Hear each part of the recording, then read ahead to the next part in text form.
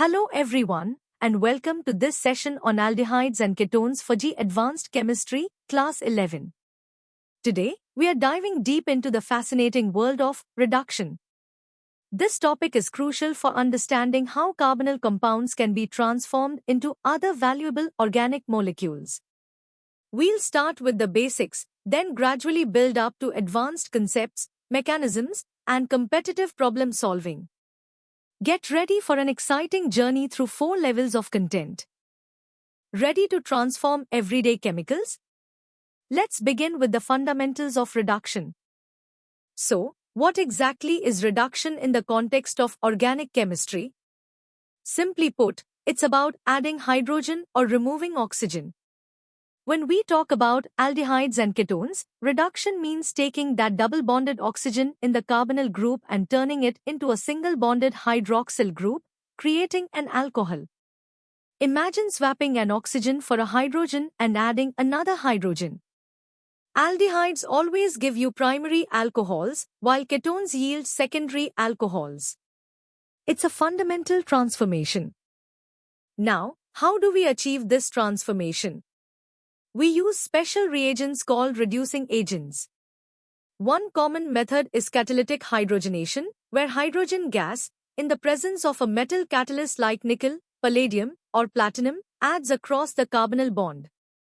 Another powerful class of reagents are metal hydrides, such as sodium borohydride, or NaBH, which is a milder, more selective option, often used in common solvents like ethanol.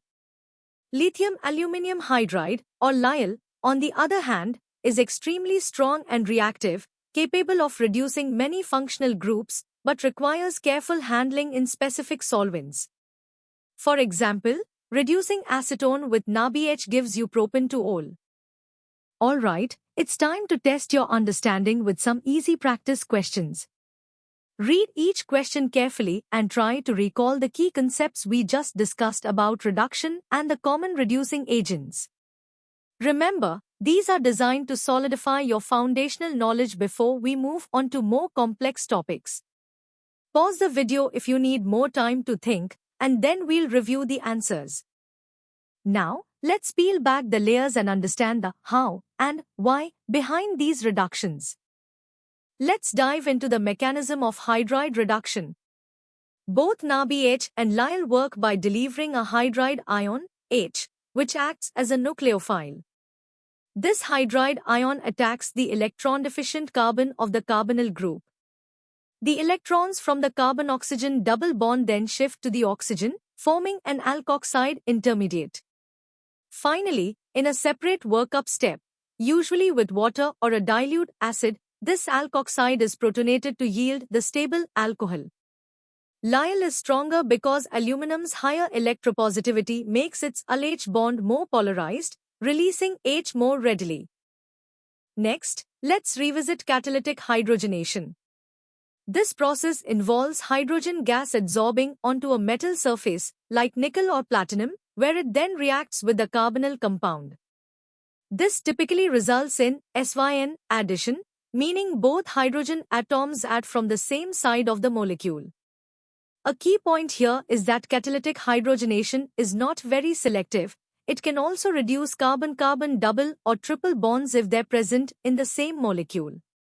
Conditions often involve moderate pressure and sometimes elevated temperatures, depending on the specific catalyst and compound being reduced. Beyond making alcohols, what if we want to completely remove the oxygen from a carbonyl group and turn it into a simple alkane? That's where Clemmensen and Wolff-Kishner reductions come in. The Clemmensen reduction uses zinc amalgam and concentrated hydrochloric acid, making it suitable for acid-stable compounds. The Wolff-Kishner reduction, on the other hand, uses hydrazine and a strong base like KOH in a high-boiling solvent, making it ideal for base-stable compounds. Both methods achieve the C is equal to O to CH transformation, but their distinct conditions are critical for selecting the right one based on other functional groups in your molecule. Alright, let's challenge ourselves with some medium-level practice questions.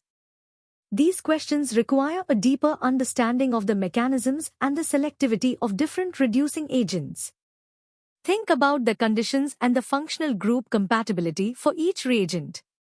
Take your time to analyze each problem, and remember, understanding the why behind the reactions is key to mastering these concepts. Good luck! Time to level up. Let's analyze the nuances and theoretical connections behind these reactions. A deeper dive into Lyell versus NaBH reveals significant differences. Lyell is a powerhouse, capable of reducing a wide array of functional groups, including acids, esters, and nitriles, but it's highly reactive and demands anhydrous, aprotic solvents. Its strong hydridic nature comes from the more polarized UlH bond. NaBH, conversely, is a gentler giant, selectively reducing only aldehydes and ketones, and it's stable in protic solvents like water and ethanol. This selectivity makes it incredibly useful in complex synthesis where other functional groups need to remain untouched.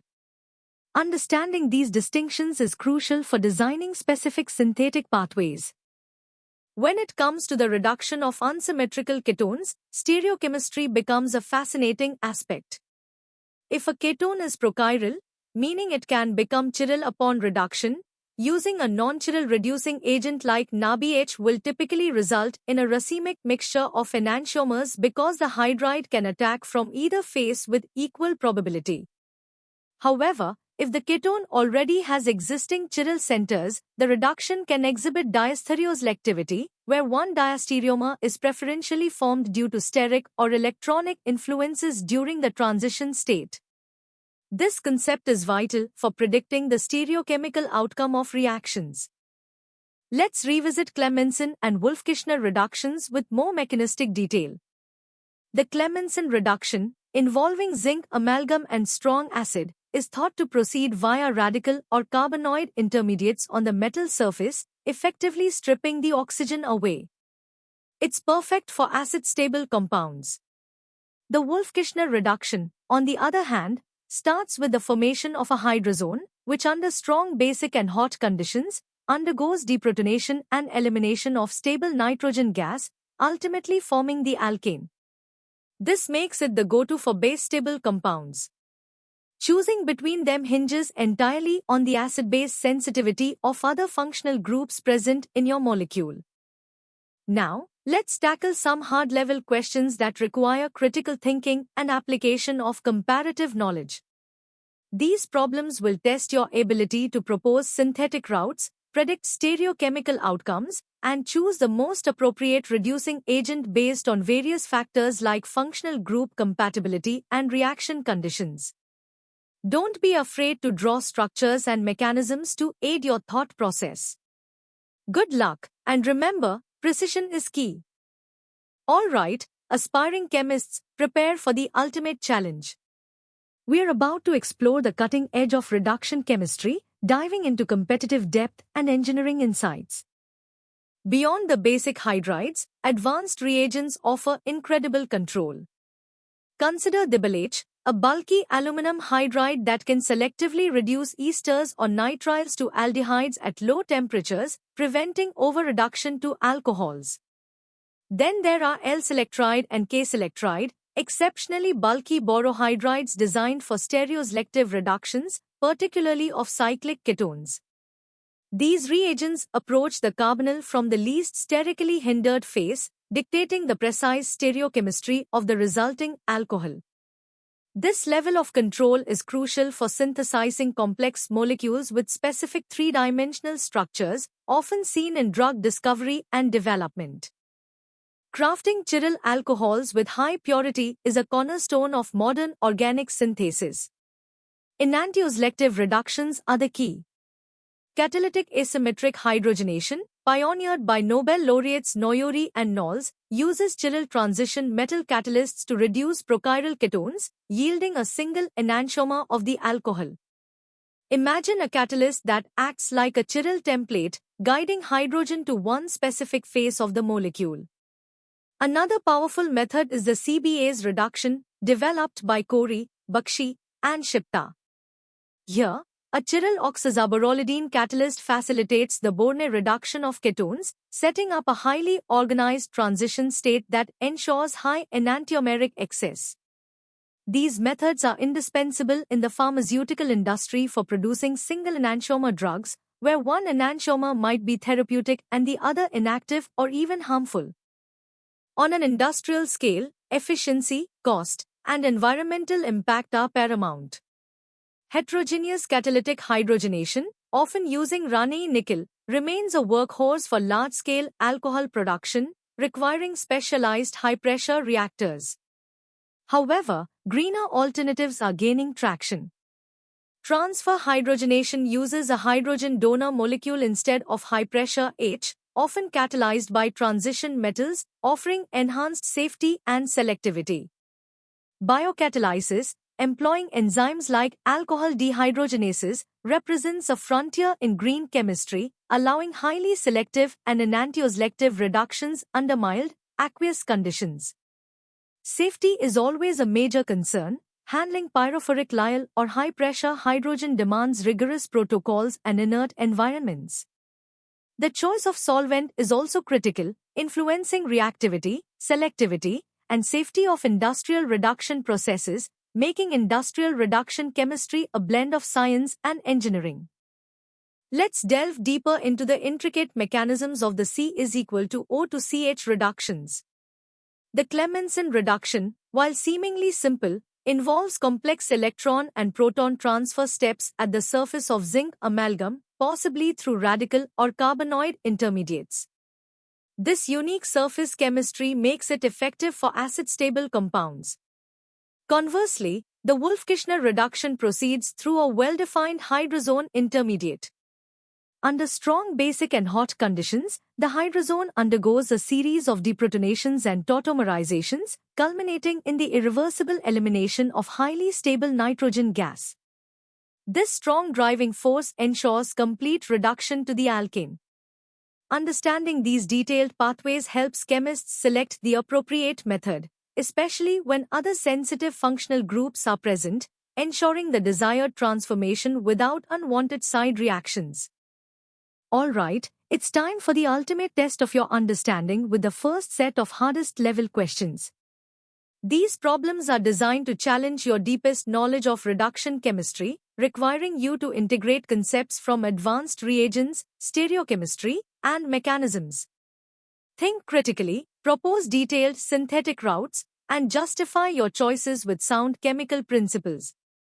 Remember, these questions simulate the rigor of competitive exams. Take your time, draw out your thoughts, and good luck. Continuing with the hardest level questions, here are the remaining 5 problems. These questions push the boundaries further, asking you to consider industrial applications, green chemistry principles, solvent effects, and intricate mechanistic details. This is where you connect theoretical knowledge with practical applications and demonstrate a comprehensive grasp of the topic.